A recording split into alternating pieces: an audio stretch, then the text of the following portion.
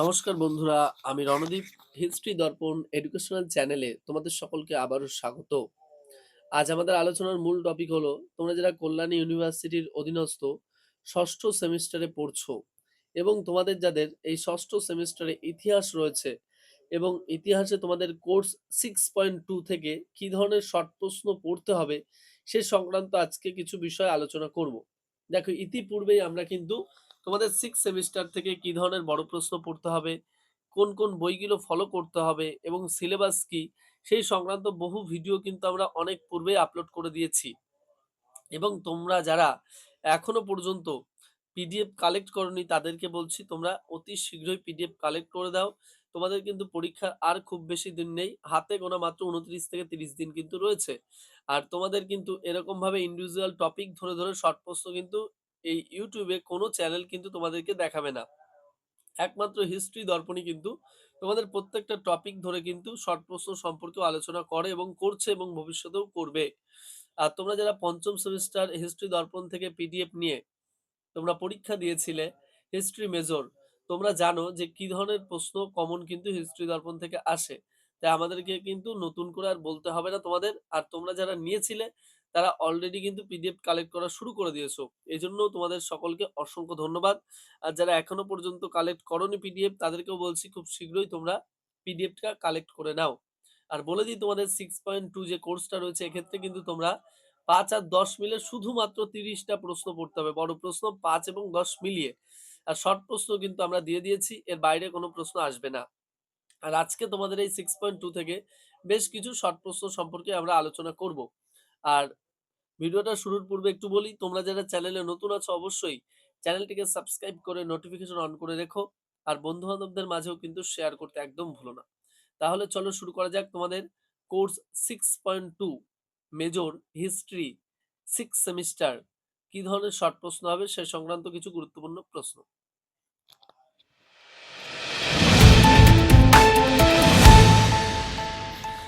দেখো, প্রথম যে প্রশ্নটা আমি আলোচনা করবো সেটা হলো 1760 সালের বিপ্লব কাকে বলে। নেক্সট, বিদারার যুদ্ধ কবে কাদের মধ্যে সংগঠিত হয়েছিল অথবা এই যুদ্ধের গুরুত্ব কি। নেক্সট, দ্বৈত শাসন ব্যবস্থা কি।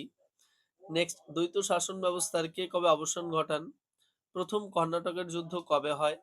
প্রথম ইঙ্গো ফরাসি যুদ্ধের তাৎপর্য বা গুরুত্ব লেখো, 2 নম্বরের ক্ষেত্রে এটাও। নেক্সট, খর্দার যুদ্ধ কবে কাদের মধ্যে হয়। নেক্সট, পানিপথের তৃতীয় যুদ্ধের গুরুত্ব। সুরাটের সন্ধি কবে কাদের মধ্যে হয়। নেক্সট, পুরন্দরের সন্ধি কবে কাদের মধ্যে কেন স্বাক্ষরিত হয়েছিল। মিসল কি। অমৃতসরের সন্ধি কবে কাদের মধ্যে হয়।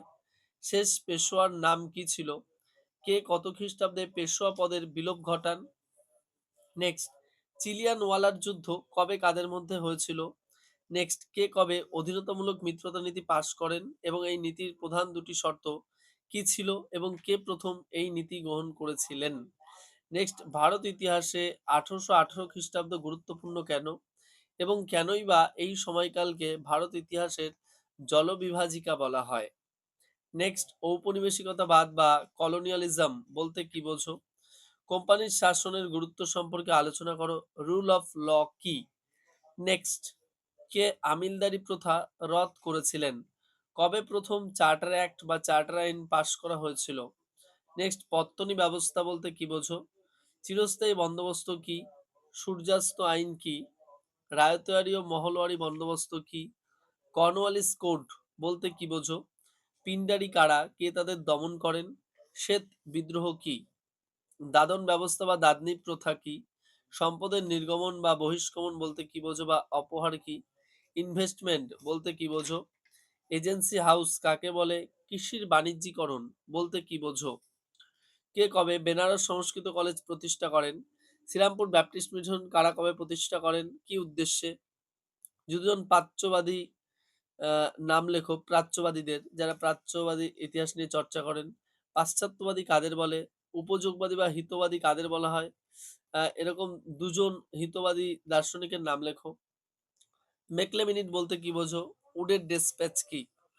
ফিল্ট্রেশন তত্ত্ব বলতে কি বোঝো। আত্মীয় সভা কি। কে কোন আইন দ্বারা সতীদাহ প্রথা নিষিদ্ধ করেন তখন ভারতের গভর্নর কে ছিলেন? গভর্নর জেনারেল কে ছিলেন? প্রথম বাংলা সাপ্তাহিক সংবাদপত্রের নামে এই পত্রিকা কবে প্রকাশিত হয়? নেক্সট, ফরাজি আন্দোলন কাকে বলে? ক্যানারাম ও বেচারাম কি? দামিন ই কোহ কি? কোল বিদ্রোহের দুজন নেতার নাম লেখো। মোস্ট ইম্পর্টেন্ট কিন্তু এই প্রশ্নগুলো আমি কিন্তু তোমাদের সাথে আলোচনা করছি। এরকম ভাবে শর্ট প্রশ্ন তোমাদের আশা করি এখনো পর্যন্ত আমি তো কখনো দেখিনি। আর ইউটিউবে আমার মনে হয় না কেউ কখনো এরকম ভাবে ইন্ডিভিজুয়াল টপিক ধরে ধরে শর্ট প্রশ্ন পর্যন্ত ইম্পর্টেন্ট আলোচনা করেছে তোমাদের সাথে। একমাত্র হিস্ট্রি দর্পণে কিন্তু করে থাকে। আর আবারও বলছি, যারা এখনো ভাবছো যে কিভাবে পিডিএফ সংগ্রহ করব, স্ক্রিনে দেওয়া নম্বর অথবা ডেসক্রিপশনে দেওয়া নম্বরের মাধ্যমে যোগাযোগ করতে পারো। আর হিস্ট্রি দর্পণের থেকে একটা প্রশ্ন কম ইউটিউবে কোনো চ্যানেল এখনো পর্যন্ত দিতে পারবে না। সেটা আমরা এর আগেও বলেছি, এখনো বলছি, আর আমরা বলে দিচ্ছি, কেউ তোমাদের বলেও দিতে পারবে না যে 6.1 যে কোর্স রয়েছে সেখান থেকে শুধুমাত্র 27টা বড় প্রশ্ন থাকবে। 6.2 কোর্সে শুধুমাত্র 30টি বড় প্রশ্ন থাকবে এবং 6.3 কোর্স যেটা রয়েছে সেখানে শুধুমাত্র 26টি বড় প্রশ্ন থাকবে। এর বাইরে কোনো প্রশ্ন আসবে না। ঠিক যেমনভাবে 5th সেমিস্টারে তোমরা পরীক্ষা দিয়েছিলে। আর শর্ট প্রশ্ন হুবহু কমন পাবে। এর বাইরে কোনো প্রশ্ন আসবে না। নেক্সট যে প্রশ্নটা, এনফিল্ড রাইফেল কি? নেক্সট, নানা সাহেব কে ছিলেন? নেক্সট, লর্ড ক্যানিংকে কেন ক্লেমেন্সি ক্যানিং বলা হতো? নেক্সট, 1857 গ্রন্থটি কে লিখেছিলেন? এই যে প্রশ্নগুলো তোমাদের সাথে আলোচনা করলাম, মোস্ট ইম্পর্টেন্ট এই প্রশ্নগুলো তোমাদের এবার 6 সেমিস্টার পরীক্ষার জন্য। আবারও বললাম যে তোমাদের যাদের মনে হচ্ছে যে পিডিএফ কালেক্ট করা দরকার, তাহলে তোমরা কিন্তু এই 13ই মে থেকে 20 মে পর্যন্ত আমরা কিন্তু একটা বিশেষ ছাড় দিয়েছি। অর্থাৎ 3টি পিডিএফ একসাথে ক্রয়ের ক্ষেত্রে তোমরা কিন্তু সর্বোচ্চ 122 টাকা পর্যন্ত কিন্তু ছাড় পাবে। তাই অবশ্যই তোমরা পিডিএফটা কালেক্ট করে নিও, তোমাদের প্রয়োজনীয় পিডিএফটা, এবং তোমরাও খুব ভালোভাবে যাতে পরীক্ষা দিতে পারো আমরা সেভাবেই তৈরি করেছি। আর তোমাদের পরীক্ষা নিয়ে কোনো টেনশন নেই। একদম ডিটো হুবহু 100% কমন সহ কিন্তু স্পেশাল সাজেশন পিডিএফ তোমরা পেয়ে যাবে। যেটা আমরা লাস্ট মিনিট সাজেশনে কিন্তু দিয়ে থাকি, সেটা দিয়েই কিন্তু আমাদের এই সাজেশন পিডিএফটা তৈরি করা।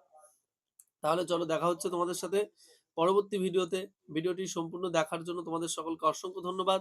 আর তোমরা যারা চ্যানেলে নতুন আছো, অবশ্যই চ্যানেলটিকে সাবস্ক্রাইব করে নোটিফিকেশন অন করে রাখবে। আর বন্ধু-বান্ধবদের মাঝেও শেয়ার করে রাখবে। আর কি ধরনের বিষয় তোমরা আরো ভালোভাবে জানালে উপকৃত হবে অবশ্যই কমেন্ট বক্সে কমেন্টের মাধ্যমে জানাতে পারো। আমরা চেষ্টা করব তোমাদের সকল কিছুর উত্তর দেওয়ার।